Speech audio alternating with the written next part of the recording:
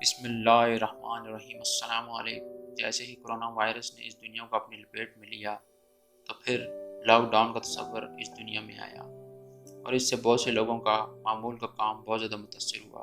نوکریوں پر آنا جانا، چھوٹے بڑے کاروبار، دیہڑیدار مزدور، اجتماعات اور شادیوں پر بھی پابندی لگ گئی۔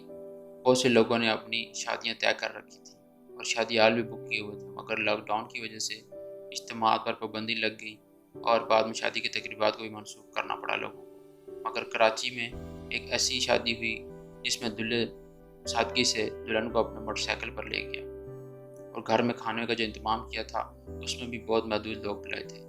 دلہا رین الحق کی شادی 2 اپریل کو ہوئی تھی جو لاک ڈاؤن کے بعد ملتوی ہو گئی تھی۔ اور یہاں آپ کو یہ بات بتاتے چلیں کہ دلہے نے شادی کی تقریب کے لیے شادی ہال بھی بک کروایا تھا جو اس کو کینسل کرنا پڑا لاک ڈاؤن کی وجہ سے۔ یہ تھی ہماری آج کی ویڈیو۔